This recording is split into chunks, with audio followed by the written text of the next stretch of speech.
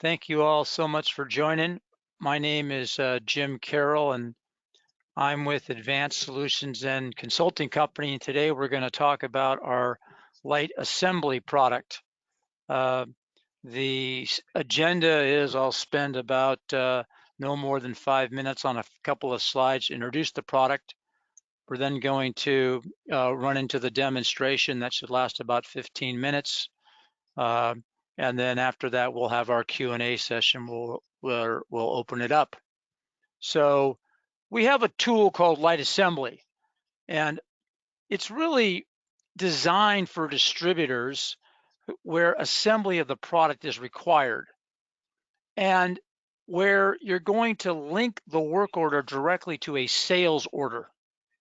And from an accounting standpoint, you want to assign cost to the finished good. You want to be able to do available to promise, and you want to forecast its replenishment.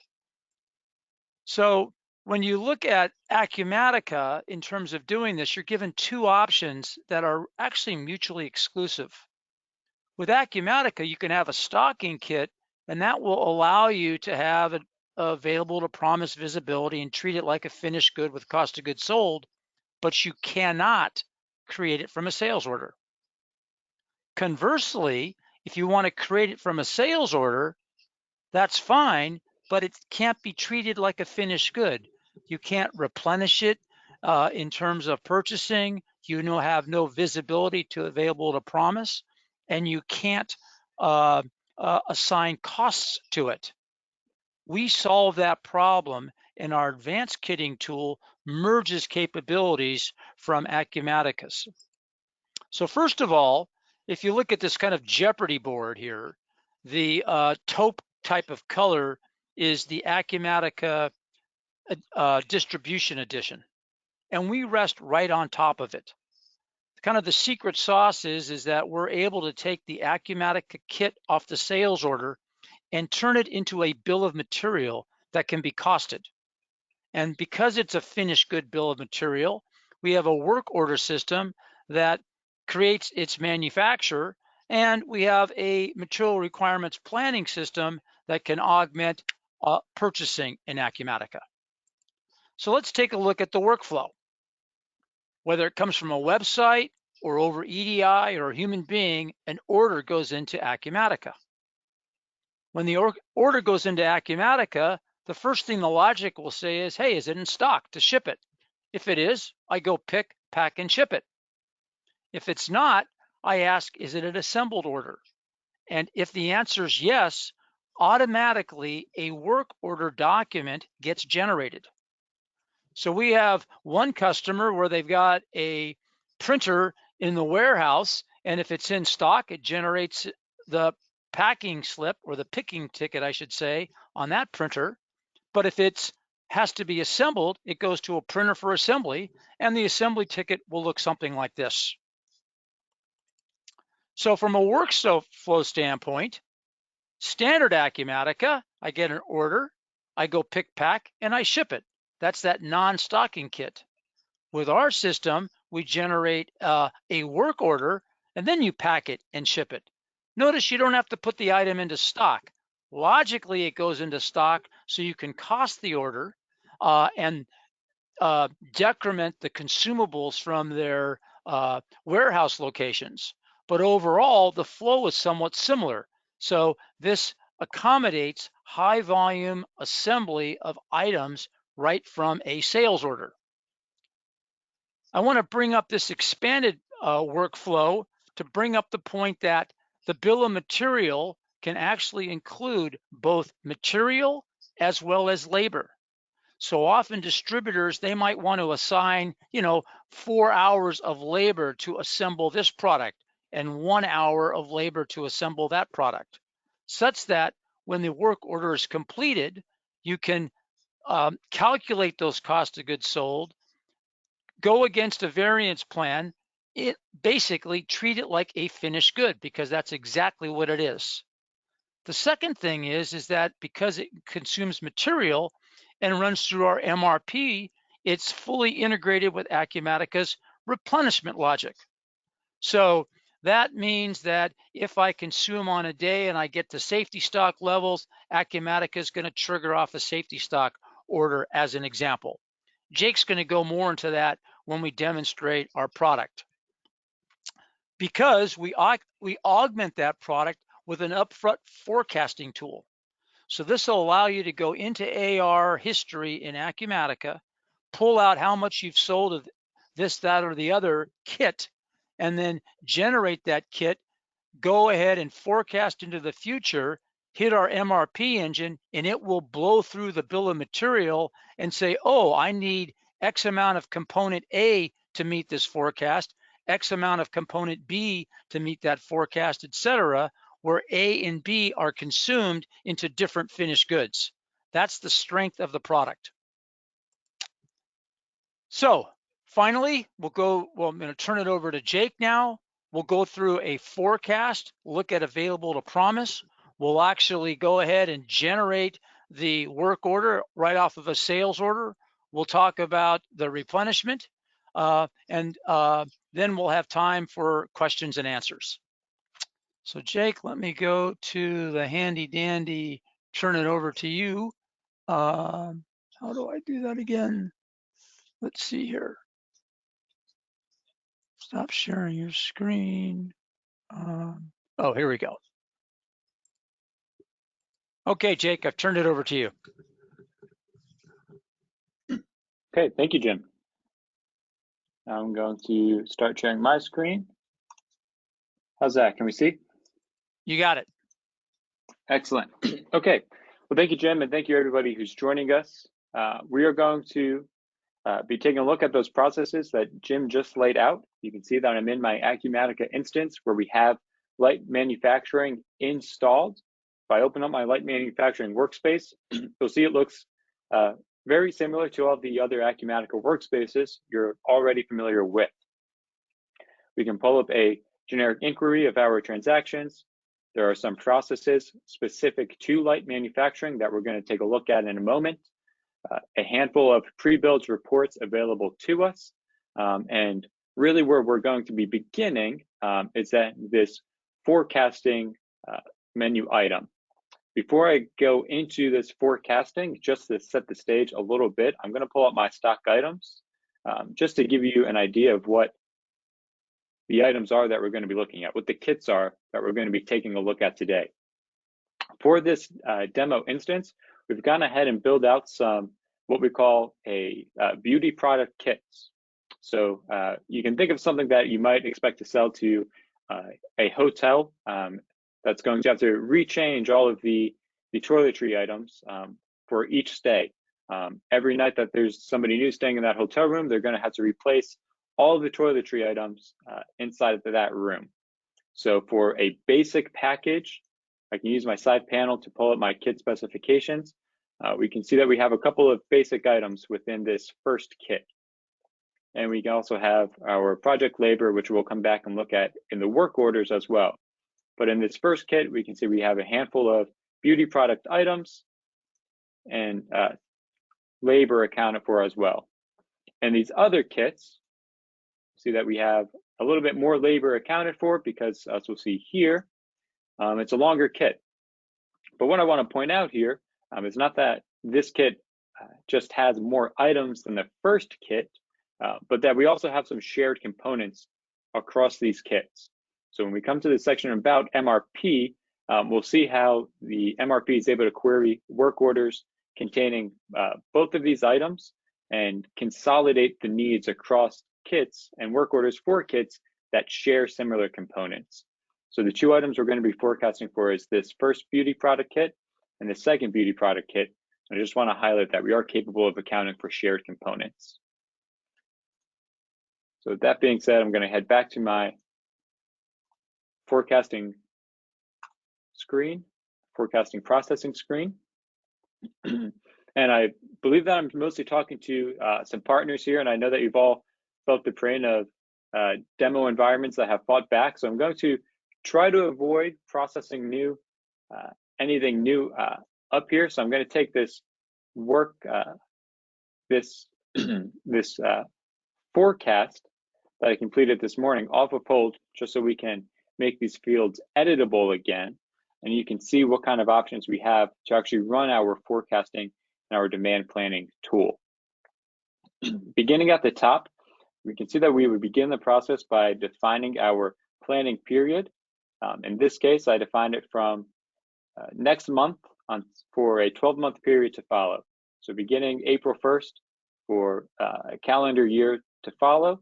And if I define my period size that we're going to generate work orders for as being monthly, although I could have done it on a weekly basis or a quarterly basis as well. But for simplicity's sake, we'll keep it with a nice round number of 12. You'll also see that I only generated 4 periods. So we'll take a look in a moment at the 12 periods that I planned for. But once I reviewed these numbers, I determined that I really only wanted to generate the next 4 months worth of work orders instead of the entire 12 months that I'm viewing here. So we'll see when I go to my generic inquiry that lists all my production orders, we generated only 4 periods worth instead of 12, even though that's what I asked it to show me. And I'll also highlight that we're able to identify our history source. In this case, I'm forecasting based on historical sales, but we can also forecast based on manufacturing history. So if we had any kits that had subcomponents that required assembly, and those subcomponents would not have any sales history themselves, we could use their manufacturing history to run this same production planning tool. So light manufacturing is capable of accounting for kits within kits, and to be able to forecast for those sub-assembly components, even if they have no sales history themselves, we'd be able to pull their manufacturing history. So But Jake, this might be a good example of where the sales guy comes in and says, hey boss, I'm going to increase sales 20% over the next 12 year or 12-month period. All right, let's take a look at what we did last year. It brings it up. You increase it 20%, and then it says, all right, let's go buy product for the first 4 months. I buy your plan. I put in the top level assemblies, it blows through all the components, and then it's going to tell you how many raw material you have to buy to meet that forecast. Absolutely. Yeah, to your point, Jim, once we've identified which 2 items we want to try to increase those sales for, we're going to be able to see all of our required materials and our required labor to complete these planned work orders. And again, to show here how we're calculating for the shared components, for these first 5 items that were common across both kits, we have substantially higher required materials for them. These later 5 items that are only found in one of those kits, much less required materials because they're only going to be necessary for half of the total kits that we are going to produce. And so the benefit here is that now the purchasing department knows the total value of the spend required to make this forecasted plan, can go generate orders, could do things like blankets. So instead of spending all the money up front, you could do a blanket where you're ordering X amount per month to replenish demand. And now you're going to have the raw materials on hand to build the kits as the sales orders come in through the sales orders. Absolutely. And we'll take a look here in a moment as well at how the system will assist you in procuring those required materials. The last thing I'll highlight on this production planning processing screen is this ability to add a substitute inventory ID. So if you are rolling out a brand new item, a brand new kit that you expect to have similar sales to an existing inventory item or an existing stock, or you're replacing an existing kit with a new version of that kit, you could identify a substitute inventory ID, and based on the historical sales or the historical manufacturing of the original item, forecast for the identified substitute item and generate work orders for that new item, even if it has no sales history itself. So that is how we would input the information into this page. And you can see the results here that in history past, we must have had slowly incrementing sales month over month, and we're expecting that to continue. You can see that our required amount that we need to have on hand is going up month by month. But I do have the option to also edit this manually if I so desired. If there was something that I knew about as the salesperson that the computer cannot possibly account for, maybe I'm in the midst of onboarding a new client, maybe we are going to start going to trade shows at a particular time, I could change this to a manual forecast method and edit some of these items to account for a % increase if for whatever reason I wasn't satisfied with the results of the forecast. So once I am done massaging this data to to my satisfaction and I generate my work orders, which I've already done, we can view them in our production orders generic inquiry. So here are the 8 work orders that we generated. So we did it for 4 total months for 2 different kits. We can see that we have a total of 8 different work orders generated, each one with a targeted completion date and the planned quantity associated with them, and the planned labor that will be required for each of them. And I'll briefly here open these up so we can take a look at what each of these work orders look like. Even though they're now in a planned stage, while they were in the planning stage, we would have the possibility of continuing to configure this production plan if necessary. We could have edited the quantity here while it was still in the planning stage. But more importantly, we can begin to see at this single production order level whether or not we're going to actually have the inventory on hand to complete these tasks. When we run our allocate inventory function, our fulfillment method will start to identify itself as whether or not we're going to be able to fulfill from inventory, as is the case with these bottom 3 line items, whether or not we're going to need to purchase all of the inventory for a component, which is the case with this first item, or if we have some in inventory, but we'll have to purchase to complete the work order in its entirety. In the event that we would have had some available in inventory for all of our components, we do have the ability to run partial completions to complete as many as we have, as many as we're able to with the components that we have on hand, and then generate the purchase order to bring in the required amount remaining.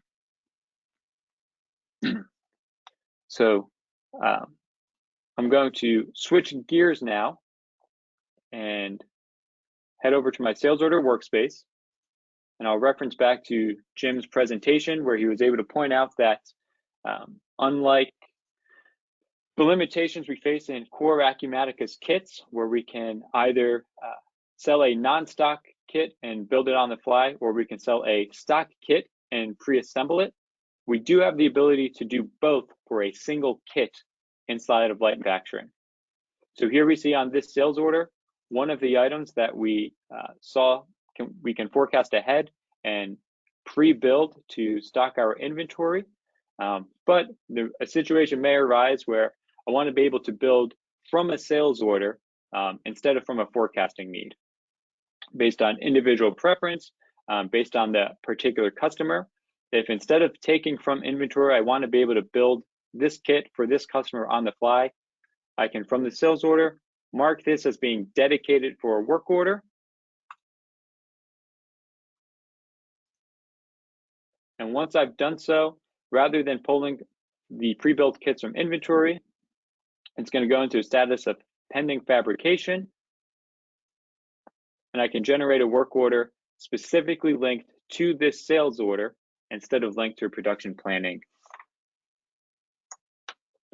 And with it generated, we can open it up and we'll see that it looks much similar to the other work order we just took a look at, except that this is linked to a sales order and it only is for the planned quantity from the sales order. And just like the previous order, we can take a look and we can see that in this instance, we're going to be able to fulfill and build this entirely from inventory. No purchasing would be necessary. So we could push this through to production right away.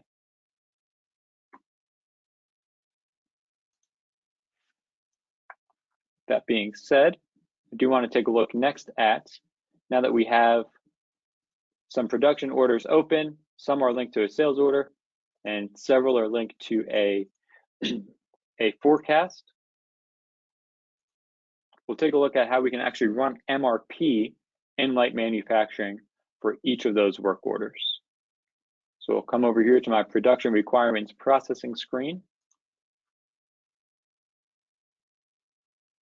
And I'm going to identify my date range just to make sure we're not missing anything. I'm going to go all the way to April of next year. I'll identify my warehouse. And I'll pull up all of the work orders that we have planned for this identified warehouse within the identified date range. This is just like any other generic inquiry in Acumatica. So before I even start to run any reports or process any of the information here, I can schedule this, or I can filter this in any way that's useful to me. If I only wanted to see the work orders that are planned before the end of this month, or until the quarter end, period end, or year end, I can start to massage this data in any meaningful way to me using the native Acumatica tools that are normally found in a generic inquiry. So if I only wanted to see, in this case, I'll just sort ascending, and I want to look at what I'll need to be able to run these in the beginning of April. Before I process anything, I'm going to run my requirements report, which will produce a PDF detailing the aggregated needs, the aggregated components that will be required to run these work order numbers, and provide me with the suggested purchase amount if there is any needed to be purchased in order to run these two work orders before April 30th. So with these two identified, I run my requirements report. I'm going to go into PDF mode just so I can zoom a little bit better. Can we see that okay? Yes. Great. So we can see that now this purchase material requirements is broken down by inventory item, by kit component, and it's aggregating all of my work orders that contain this item as a requirement. So for work order number 191, planned on April 30th, we're going to need 1,300 odd of these. And for a different work order planned on the same date, we're going to need another 1,600 or so in order to complete these work orders. Obviously, if I have only 80 on hand available to me, I'm not going to get very far in the first work order, and I won't be able to get anywhere at all on my second work order. And so it's suggesting that I order, or I purchase as a minimum, this purchase recommendation, to at least get me enough to be able to run these two work orders. Similarly, for my next item, which is conditioner, we have a few more on hand. We have 805 on hand, so we can make good headway on one of our work orders, but won't even be able to start the next. It's going to again suggest the difference between the requirements and the inventory that's currently available.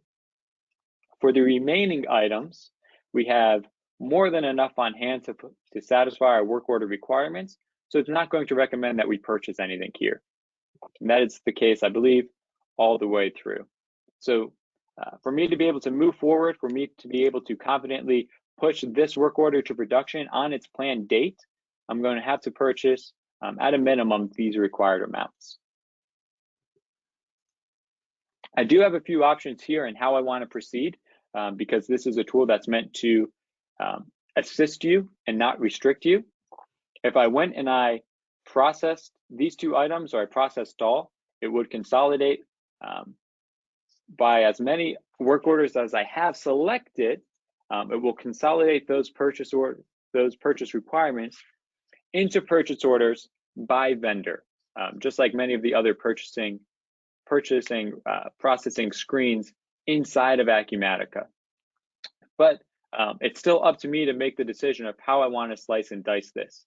If I want to really capitalize on my cash flow and not spend more than I have to, I can again rely on the filters and tools native to Acumatica, and only create purchase orders for the end of the week until next week, in this case, the end of the following month, and set that to run automatically on a scheduled cadence. Or if cash flow is of no concern to me whatsoever, I can select all and consolidate all of my required materials for the next 6 months onto a single purchase order so that I never have to look at this screen again, that's an option for me as well.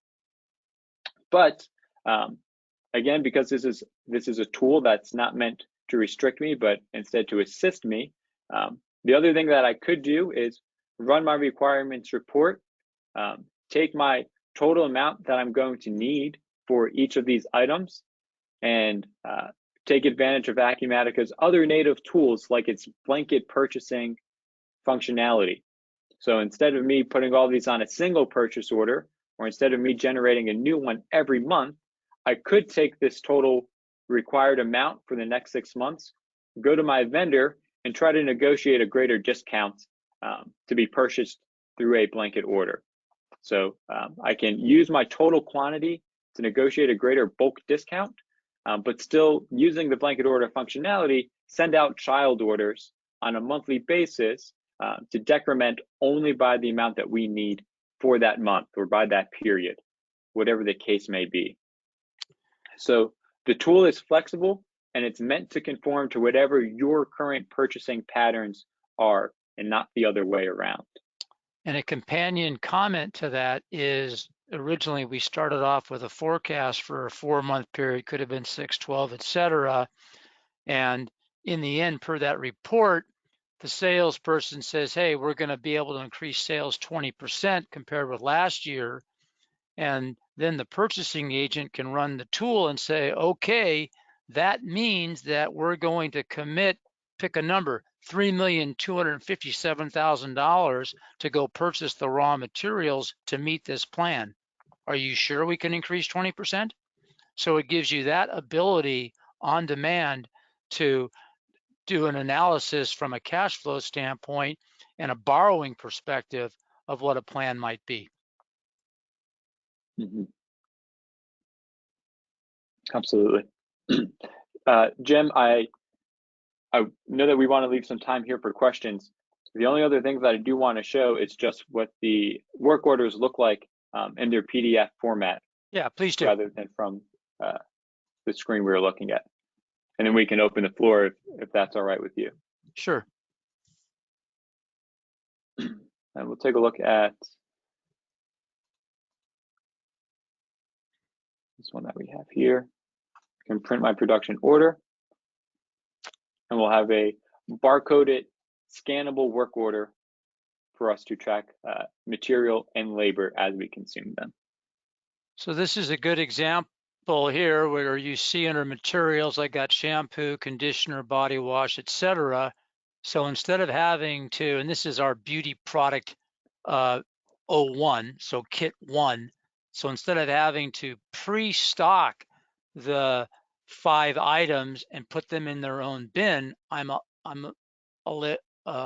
allowed to keep the individual components in their separate bins. And as the order comes in this case for the beauty product 1, this particular work order gets, or assembly order gets generated in the warehouse. The guys go grab it and go collect the 5 items and create the finished good. And so then I'll have the cost associated with each one of the items, and then I can backflush some labor and go ahead and ship the product without ever having to restock this. So that means that from the assembly standpoint, I'm giving myself the flexibility to mix and match these components regarding the orders. I'll point out too that the tool allows you to have available to promise visibility against the kit prior to it being built, which a lot of our customers have said is a big deal to them.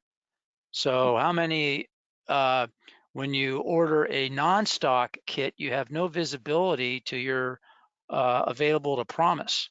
In this case, we do. Any other comments, Jake? And we can open up for questions. I think that at a high level summarizes it well, Jim.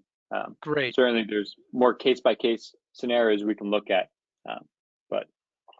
So Neil, for opening questions, can we unmute everybody, or do they type in? How does this work, please? Yeah, so attendees, please use the GoToWebinar control panel to ask a question in the question row on the control panel. Simply type in your question, and The type thing, we'll okay. get to as many as possible.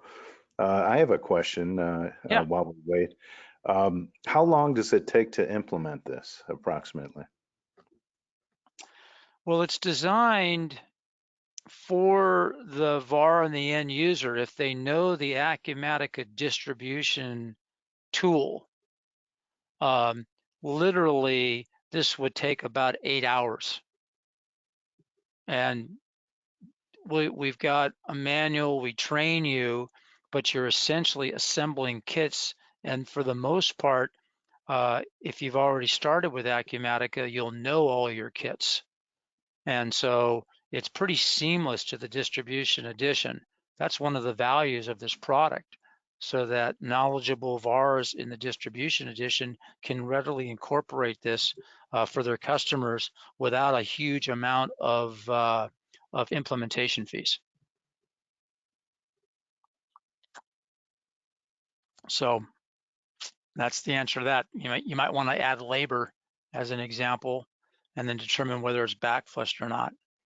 We have a facility also, if you want to capture actual labor, you can do that as well. So I don't see any questions. So I think, why don't you make me the, let me see if I've got my PowerPoint here. Yeah, make me the presenter again. Coming your way. Thank Go you. up to sharing, change presenter Show to my Jim screen. Carroll. Yep. And then handouts.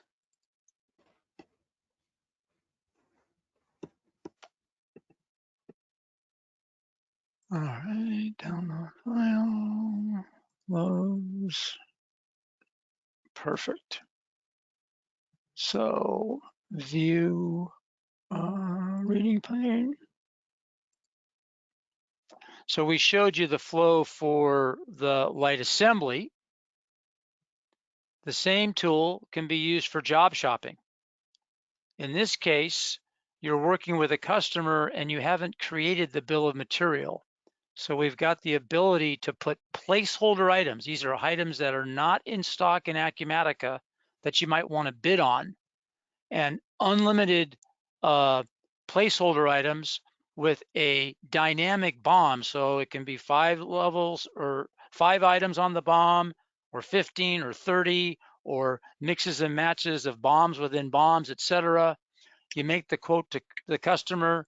They say, yes, we'll buy. You convert that quote to, you convert the quote to a sales order. And from there, the same workflow applies. So that's another adaptation of the tool. You also have the ability to make the stock.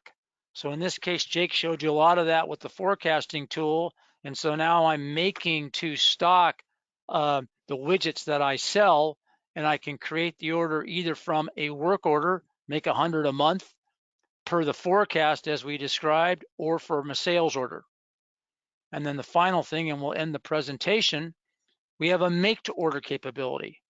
So this is where your bill of material is 80% the same each time, but it gets modified.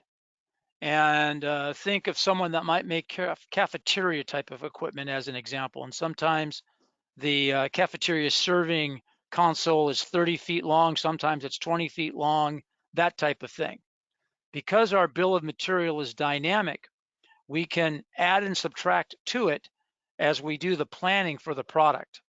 So we meet the needs of the light assembly, where you're building something right off of a sales order, the job shop or engineer to order, where you're building something from scratch, the make to order, where you're building 80% of the time and 20% of the time modifying, and finally the make to stock, where you're actually building to stock and kind of complementing what the Acumatica kitting module does for building to stock.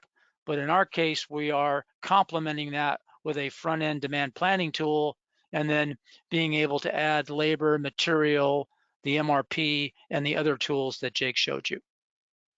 So if there's any questions, please add them. If not, we thank you for your kind attention, and we will be following up to provide you information on how to contact us if you'd like any more information on the product. I guess I should say how much it costs. And in general, for the small business, the product is $2,500. And for advanced, it runs from $5,000 to $8,000, depending on whether the customer is on the medium, large, or extra large resource level. So again, $2,500 for small, and $5,000 to $8,000 for the advanced, depending upon the resource level. And Jim, we do have a question from Deborah Carter about whether a video will be available. I think you may have answered that, but in 24 hours, we'll send out a link to the video archive. Yes, and we also have other videos on various aspects of the tool for the different markets I just mentioned. One that focuses exclusively on the supply chain planning, others that focus on our ability to schedule, add time, some that are dedicated to make to order, others engineer to order, etc. So if you have any specific requests for a micro segment within the overall assembly and manufacturing market, let us know.